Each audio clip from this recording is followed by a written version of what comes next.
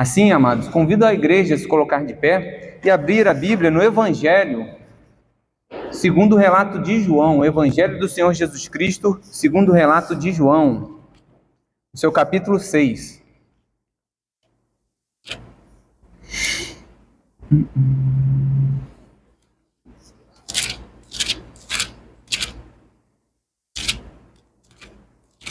João 6, versículos do 60 ao 69.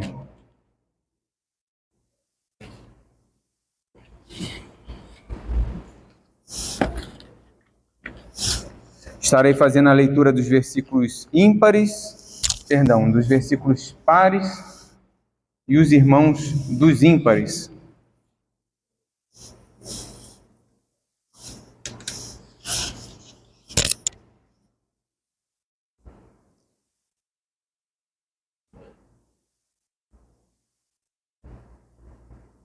Todos acharam?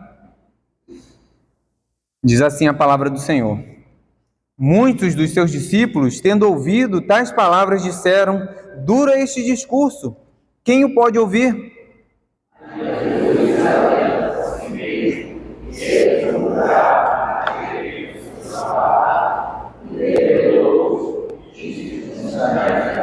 Que será, pois, se virdes o Filho do Homem subir para o lugar onde primeiro estava?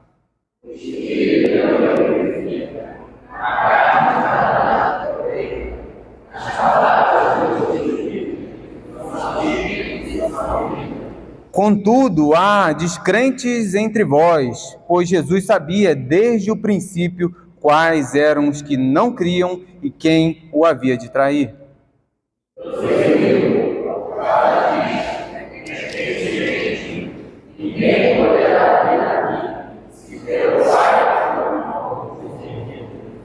À vista disso, muitos dos seus discípulos o abandonaram e já não andavam com ele.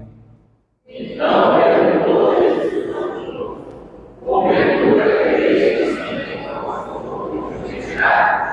Respondeu-lhe Simão Pedro: Senhor, para quem iremos? Tu tens as palavras da vida eterna. Nós temos o Espírito Santo de Deus. Amém, Pai. A igreja pode se assentar.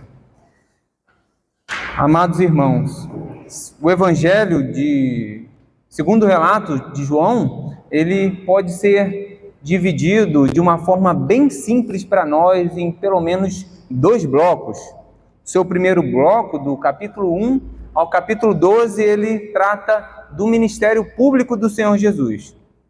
E do capítulo 13 em diante, do ministério particular de Cristo com seus discípulos.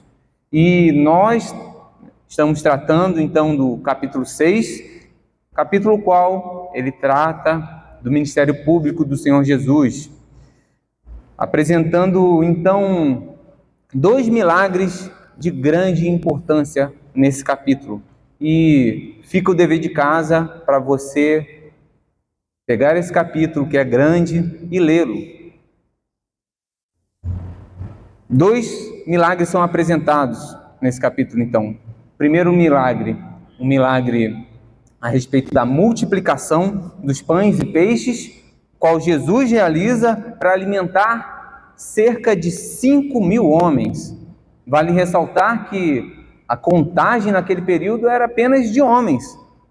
Então, Jesus realiza um milagre para alimentar uma multidão muito maior, composta por mulheres e crianças. E nesse mesmo capítulo também é relatado o milagre do Senhor Jesus ao andar sobre as águas. Jesus caminha sobre as águas em direção aos seus discípulos. E algo importante, amados, de ser destacado, são alguns paralelismos que nós conseguimos ver no Evangelho segundo o relato de João, em comparação com o Antigo Testamento. Por exemplo, estava nesse momento chegando próximo à Páscoa e as multidões estavam subindo a Jerusalém.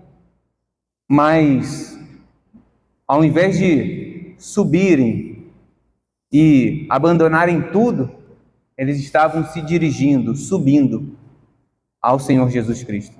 Eles estavam ansiosos para saber quem é esse mestre.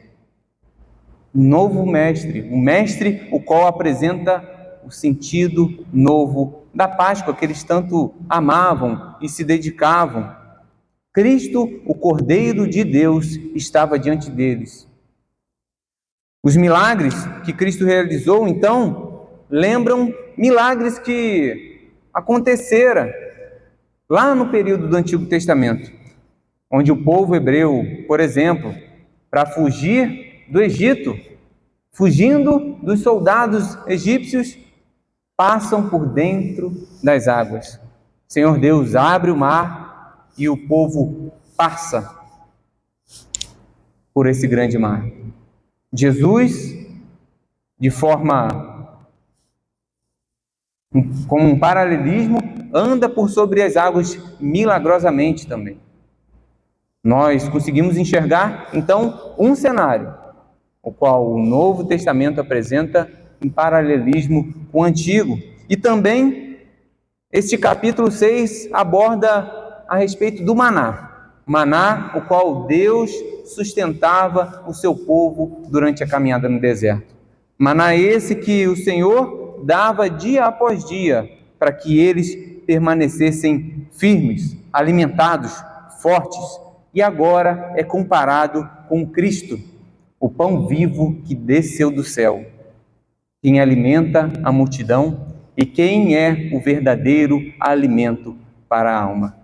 Mas com destaque, então, nessa multiplicação dos alimentos, um ponto que o evangelista levanta é que, além de Jesus ter provido sustento para mais de 5.000 pessoas, ao final de tudo isso, ainda foram enchidos 12 cestos com a sobra de tudo que o Senhor fez. Ou seja, a comida não apenas havia sustentado todos aqueles, não apenas tinha matado a fome deles, mas foi tão farto, tão boa a providência do Senhor Jesus, que sobraram ali alimentos.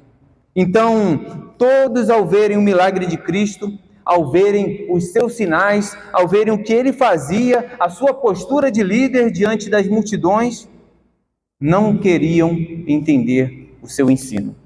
Não buscavam entender o ensino do Filho de Deus.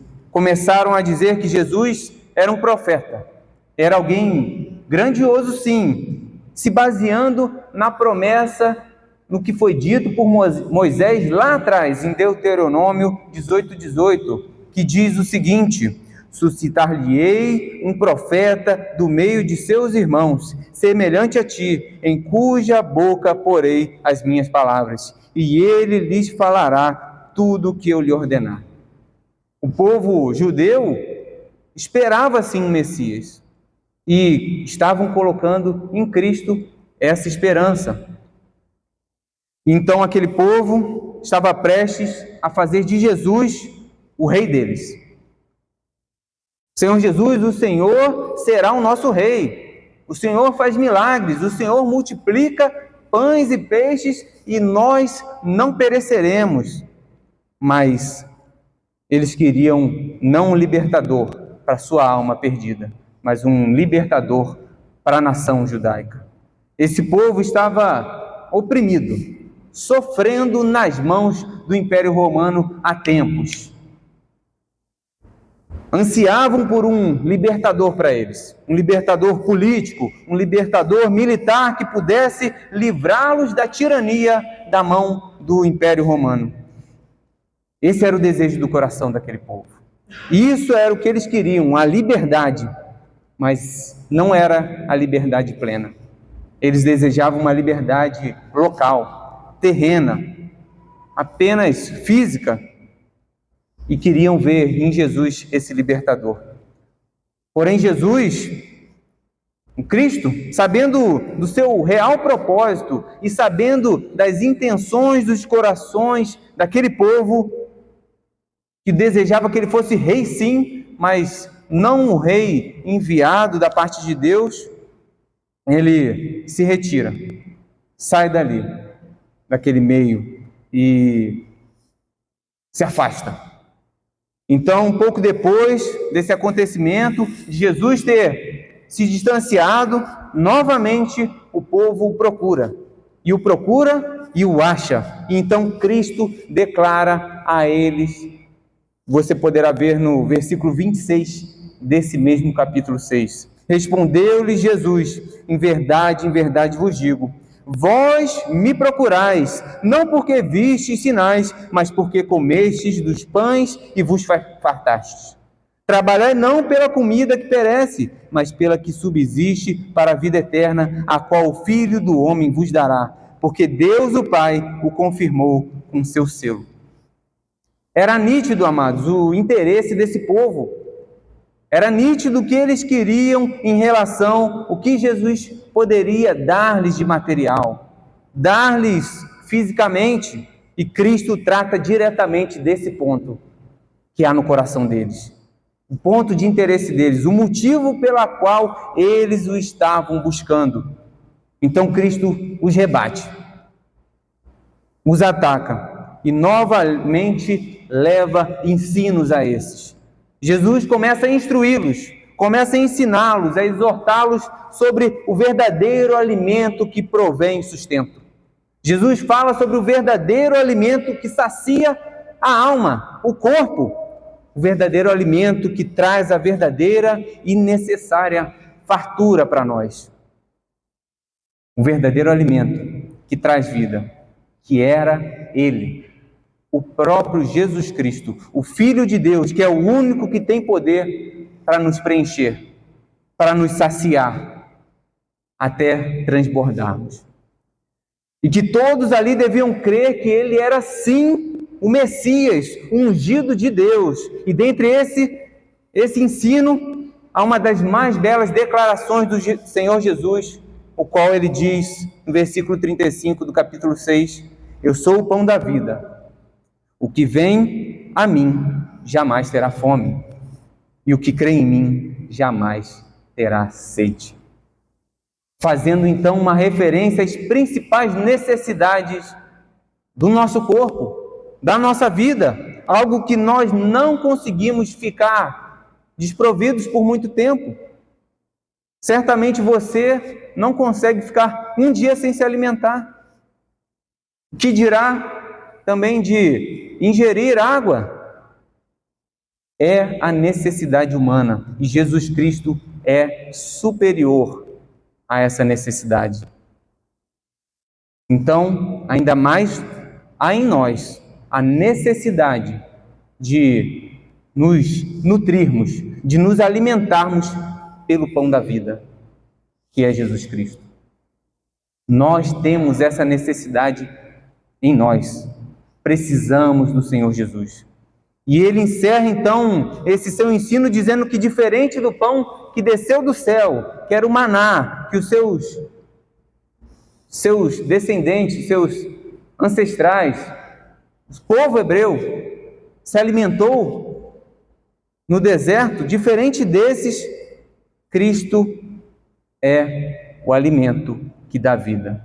Aqueles lá se alimentaram do maná, aqueles lá tiveram seus benefícios materiais sim, mas morreram. Porém, Jesus Cristo é aquele que dá vida, vida eterna, vida em abundância, e todos deveriam se alimentar do seu corpo e do seu sangue. Muitos não entenderam isso. Muitos ficaram constrangidos com os ensinos do Senhor. E então entramos no nosso texto base, que nós lemos, versículo 60. Muitos dos seus discípulos disseram: dura esse discurso, quem pode ouvir? Muitos não conseguiam compreender os ensinos de Jesus, mas se agradavam em estar próximos a Ele, se agradavam em obter benefícios do Senhor Jesus. Uns devido à sua autoridade em se pronunciar, em falar sobre o reino de Deus. Outros buscavam a presença do Senhor Jesus, esperando uma providência de alimentos para os seus corpos sedentos. Outros também mais o buscavam pela busca de cura física. E isso nos leva a pensar o que muitos de nós temos buscado em Cristo hoje. O que você, meu irmão, o que você, minha irmã, tem buscado no Senhor Jesus Cristo hoje? Será apenas as atividades muito atraentes das nossas reuniões, que são belas, fraternais? Será pela busca insaciável de providência aos nossos lares, à nossa família? Talvez prosperidade financeira? Será a busca de curas físicas tão somente? Nossa busca maior, meu amado, não deve ser outra senão a de ouvir e crer que Ele é aquele que nos leva através do seu ato, do seu sacrifício, para mais próximos de Deus. Nossa busca deve ser ao entendermos que somos pecadores e Ele é o que nos limpa, nos purifica, para então termos um contato com o Pai. Isso é o que realmente deve nos importar. Essa deve ser a nossa busca, entendendo que somos necessitados do Senhor. Eu e você sabemos que a caminhada cristã ela não é fácil, meu amado. A caminhada cristã é difícil, é dura. Difícil de ser seguida. Sabemos que o abandono dos nossos vícios são rígidos. Quando olhamos para a palavra do Senhor, vemos o quanto nós somos confrontados. Sabemos bem que não é fácil dar a outra face a alguém que nos bate. Sabemos que dar a honra a outro é por muitas vezes nos humilharmos, nos curvarmos. É o servir ao próximo, engolindo muitas vezes nossa própria razão. É difícil. Um escritor muito conhecido chamado C.S. Lewis, certa vez disse: se você está à procura de uma religião que o deixe confortável, definitivamente eu não lhe indicaria o cristianismo. Vou repetir. Se você está à procura de uma religião que te deixe tranquilo, confortável, talvez sem sofrimento, olha, não te aconselharia o cristianismo, porque esse confrontará o seu coração dia após dia. Se olharmos para apenas os aspectos terrenos, é duro seguir tais ensinos. Se olharmos apenas para o aqui e o agora, é difícil seguir as orientações da palavra do Senhor, pois a batalha cristã ela é diária, do acordar ao dormir. Mas nós cremos, amados, cremos que por mais difícil que seja, podemos fazer todas as coisas pelo poder do Espírito Santo de Deus. Sabemos que é o Espírito Santo do Senhor quem nos capacita dia após dia a continuarmos seguindo, a andarmos em santificação, obedecendo ao nosso Deus, ao nosso Senhor. E fica o questionamento diante desse ensino tão pesado, diante das nossas batalhas internas e nossas batalhas externas também. Que Cristo temos buscado? Que Cristo a igreja tem buscado? O Cristo das histórias bonitas, mas talvez não tão corretas? Ou o Cristo dos discursos duros e verdadeiros? Qual Cristo você tem buscado? Gostaria então de destacar aqui 3 pontos a respeito do que nós podemos aprender diante dessa lição, para nos servir de norte na nossa caminhada de vida, na nossa caminhada cristã, que só se esgotará no dia que o Senhor nos chamar.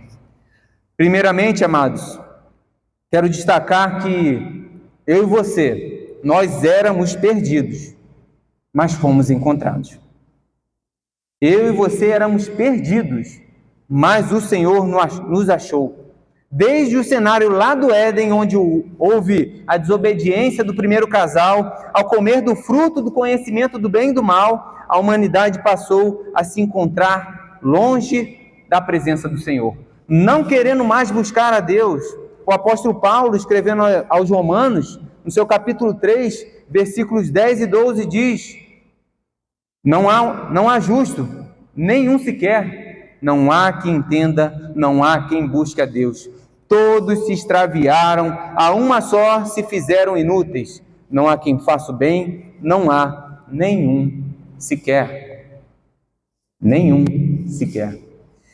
A humanidade, por conta da entrada do pecado, estava então condenada eternamente. Eu e você estávamos condenados. O que nós merecíamos era a condenação por conta do nosso coração pecaminoso, por conta de quem nós éramos. Nosso caminho era de morte. Precisamos lembrar disso. Nosso caminho era de morte. Éramos todos perdidos. Não tínhamos outro caminho a trilhar. Não tínhamos para onde ir. Mas o nosso Criador, Deus, sendo rico em misericórdia, que não se cansa em nos dar além do que eu e você possamos merecer, nos reconcilia com Ele, nos leva para junto da sua presença, sem que eu e você possamos merecer. Ele nos abraça, e vemos que esse mesmo apóstolo Paulo fala a respeito dessa maravilhosa graça em Efésios 2:1, dizendo: Ele vos deu vida, estando vós mortos nos vossos delitos e pecados, o qual eu e você andávamos outrora, mas Deus, sendo rico em misericórdia, Ele nos salva, Ele nos salvou, Ele nos amou e nos resgatou. Então fica mais claro, meus amados, que apesar de nós, apesar do nosso pecado, a despeito do que eu e você fazemos, Deus nos acha. Deus tem misericórdia de nós, nos retirando de um lamaçal de sujeira, de pecado, de condenação, e nos encaminhando para a vida na sua presença. Deus é maravilhoso. Junto dele agora nos encontramos satisfeitos, porque o seu Filho amado, Jesus Cristo, fez uma obra maravilhosa que eu e você não conseguiríamos pagar jamais. No capítulo 6 de João, versículo 44, é dito: ninguém pode vir a mim se o Pai que me enviou não o trouxer. Ninguém. Estávamos perdidos, mas fomos encontrados. E graças damos ao Pai por isso, que tem infinitas misericórdias por nós, que se renovam a cada manhã, e nos escolheu para Ele. E esse tipo de ensino, acreditem, é duro para muitos. Muitos não querem crer que foram resgatados, que o Senhor foi lá quem tirou das profundezas e nos colocou na sua presença. Duro é esse discurso, muitos ainda hoje falam. Muitos não querem conceder a ideia de um Deus que nos escolhe. Muitos não aceitam a ideia de não poder ser autômato, poder ter o controle sobre todas as coisas. Como assim Deus tem o controle?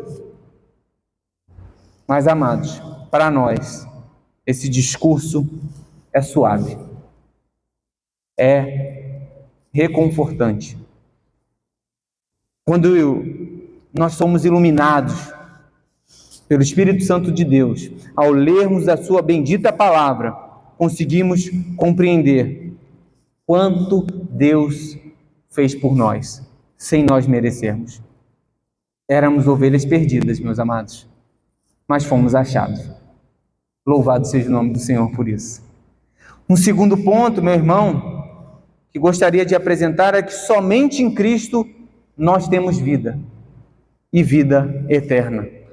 Crer nessa afirmação, que que somente em Cristo temos vida, nos leva a negar uma frase que é muito conhecida mundo afora. Uma frase que diz: todos os caminhos nos levam a Deus. Já ouviram falar dessa frase? É muito dito aí fora: todos os caminhos nos levam a Deus. Essa frase, meu amado, é uma negação da grande importância do sacrifício perfeito do nosso Senhor Jesus Cristo. Quando afirmamos essa frase, negamos o ato do nosso Senhor Jesus e desprezamos o ensino das Sagradas Escrituras, que falam o que Deus fez por nós, o que Cristo sofreu por nós e como o Espírito do Senhor tem nos conduzido. Porque bem sabemos que há um único caminho para a salvação, para a nossa libertação. O próprio Cristo, nesse capítulo 6, que é tão recheado de informações, ele diz no versículo 47, em verdade vos digo, quem crê em mim tem a vida eterna. Quem crê em mim não terá a vida eterna. Quem crê em mim tem a vida eterna. E esse é o mesmo Cristo que diz: eu sou o caminho, a verdade e a vida. Ninguém vem ao Pai senão por mim. Então, não, meu irmão, não são todos os caminhos que irão te levar a Deus, mas há um único caminho que nos levará ao Pai, e esse caminho tem nome, é Jesus Cristo. Somente nele todo humano, todo ser, todos nós temos acesso ao Pai. Diante de tal afirmação do próprio Senhor Jesus Cristo, que Ele é o caminho, a verdade e a vida, fica fácil da gente sintetizar a nossa fé, crendo que somente Ele é o caminho, nada mais é o caminho. Nada é o caminho, somente Ele. Crendo que Ele é a verdade, todo o restante é mentira. Crendo que Ele é a vida, o resto é morte. Só Ele é a vida e a vida eterna. Não há religiões, não há filosofias, não há pessoas que possam te levar a conhecer a vida eterna, senão o próprio Filho de Deus. Se você não crer que o próprio Filho de Deus é o Salvador, Filho de Deus, você não tem parte com Ele. Mas para conhecê-lo, meu irmão, é preciso segui-lo e ainda mais crer que Ele é o único caminho de salvação para a nossa condenação. Dessa maneira, meu irmão, o poder salvador da nossa fé reside não na fé em si mesmo. Não é fé por fé, mas repousa no Salvador Todo-Poderoso que é Jesus Cristo. Não existe fé na fé, existe fé no Salvador Jesus Cristo. Aí está a nossa salvação. E mais uma vez, palavras duras, meus irmãos. Palavras duras para muitos, mas que são verdadeiras e que devem ser seguidas. E que devem ser pregadas por mim e por você, meu irmão. Falar dessas coisas é falar o que Deus quer que seu povo anuncie. Não podemos apenas segui-las, mas devemos anunciar com nossos lábios as verdades do nosso Deus. Só encontramos paz, então, meus amados, na pessoa do unigênito do Pai, que é o Senhor Jesus. E se primeiramente entendemos que éramos perdidos, mas fomos achados, fomos resgatados, e no segundo momento cremos que somente em Cristo eu e você temos vida e vida eterna, num terceiro momento, gostaria de destacar que Cristo é o enviado de Deus, por isso eu e você podemos nos entregar. Cristo não foi, Cristo é o enviado de Deus. Por isso eu e você podemos nos deleitar nele. No versículo 29 desse capítulo 6, Jesus responde ao povo sobre que tipos de obras, que tipos de feitos eles poderiam fazer para obter a vida eterna. E Jesus lhe responde a eles: a obra de Deus é esta, que creais naquele que por Deus, foi enviado. Ou seja, que deveriam crer em Cristo, o próprio Messias, o ungido de Deus, para terem a vida eterna.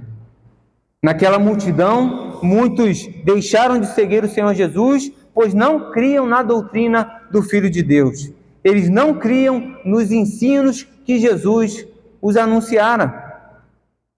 Então largaram a sua fé, apostataram do que estavam seguindo, abandonaram o que realmente tinha valor. Abandonaram a verdade, abandonaram o caminho verdadeiro.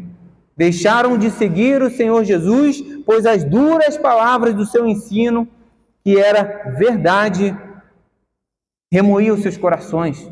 Eles não poderiam aceitar aquilo. Esses buscavam então algo para preencher o seu ego, para preencher as crenças o qual eles estavam entregues, mas não o que realmente importava. Eles queriam satisfazer o próprio coração, mas não a necessidade do seu coração. Muitos, em momentos de confusão, amados, em momentos de desespero, têm buscado um Deus através de caminhos errados, um Deus agradável aos próprios olhos, um Deus que possa satisfazer os seus desejos como um gênio da lâmpada. Não têm buscado o enviado de Deus. Muitos têm confiado no próprio Cristo, mas não no Cristo que o Pai enviou. A busca tem sido no Salvador terreno, não no Salvador eterno. Ao analisarmos a forma que tem sido buscado Deus nos dias de hoje, vemos que nós chegamos ao ápice dos piores conceitos já vistos. Nos tempos das indulgências, há aproximadamente 500 anos atrás, as pessoas queriam pagar para morar no céu. Eles erradamente iam lá e pagavam, davam dinheiro para obter perdão dos seus pecados. E já não bastasse estarem com esse pensamento totalmente errado, hoje nós podemos analisar que é pior. A gente vê uma sociedade não mais querendo enriquecer no céu, não mais querendo ir para o céu, não mais visando a salvação da sua alma, que sem Cristo está condenada. Mas hoje as indulgências não são pensando no pós-vida. Hoje se busca a salvação terrena. Hoje se busca o aqui e o agora. Triste fato do cristianismo do presente século. Antes, o pensamento era errado, sim. Mas a gente ainda consegue analisar que eles visavam o céu. Hoje, o céu é a última coisa que é pensada. Se pensa no aqui e no agora. O verdadeiro Cristo tem sido esquecido por muitos, meus irmãos. O verdadeiro Cristo tem sido deixado de lado porque é duro esse discurso. Então o apóstolo Pedro, em nome dos 11, expressou a confiança em Jesus Cristo no versículo 69, dizendo: nós temos crido e conhecido que tu és o Santo de Deus. Confissão essa que eu e você também somos chamados a fazer. Nós temos crido que tu és o Santo de Deus. Muitos recusaram tal ensino. Muitos recusam até hoje o verdadeiro ensino, mas mesmo diante das maiores tempestades das nossas vidas, nas mais confusas respostas, eu e você precisamos nos manter confiantes naquele que tem poder para fazer todas as coisas no nosso meio. Eu e você devemos permanecer confiantes no enviado de Deus, Jesus Cristo, nosso Senhor. Nas palavras de Cristo, ele diz no versículo 39, e a vontade do que me enviou é esta, que nem eu perca de todos o que me deu. Pelo contrário, eu ressuscitarei no último dia. É promessa do Senhor. Por isso eu e você podemos e devemos nos apegar a Cristo. nenhum o qual Deus o dá se perderá. Nós devemos nos achegar diante do Senhor com corações contritos, entendendo que o melhor para nós é a salvação na sua presença. O que mais importa, irmãos? Que maior garantia eu e você precisamos para seguir esse Deus, para seguir esse Cristo? Que maior confiança é necessária? Basta a palavra de Cristo, meu amado, minha amada, para eu e você permanecermos de pé. Basta você crer no Santo de Deus. Creia no Santo de Deus, meu irmão, e se entregue de espírito, em verdade, a esse Deus, confiando que Deus o enviou Jesus Cristo para nos guardar e nos salvar.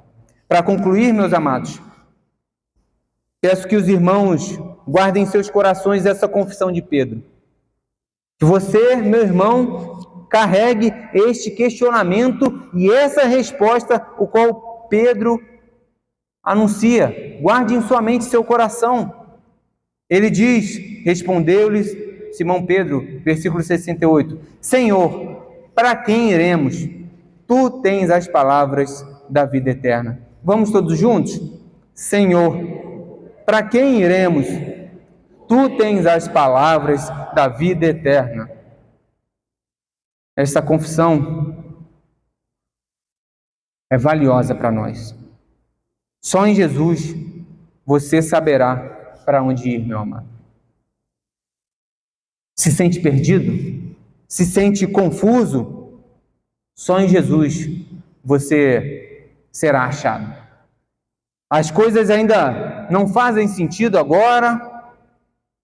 Em Jesus, uma hora farão. Só Ele possui as palavras de vida eterna. Não há outro caminho, não há outro foco, não há outra pessoa para nos direcionar, senão o Filho de Deus, Jesus Cristo, nosso Salvador. Ele é o único que tem o poder para nos guardar, não somente hoje, mas por toda a eternidade. E é para lá que eu e você devemos olhar. Que possamos parar de pensar somente no aqui e no agora, mas pensarmos mais no que há de vir. Dessa maneira, que o Espírito Santo nos envolva, nos conduza a entendermos essa confissão de Pedro. Senhor, para quem iremos? São grandes as dúvidas no nosso coração, mas a palavra de Deus nos dá a resposta. Tu tens as palavras da vida eterna. Que essa certeza caminhe com você por onde você for, porque as palavras do Senhor são vivas para nós. São elas que nos direcionam e na certeza de tudo que Ele fez, de tudo que Ele faz na nossa vida, podemos confiar e ter a certeza do que Ele prometeu, Ele fará para mim e para você, meu irmão. Que o Senhor nos conduza até o dia da sua volta.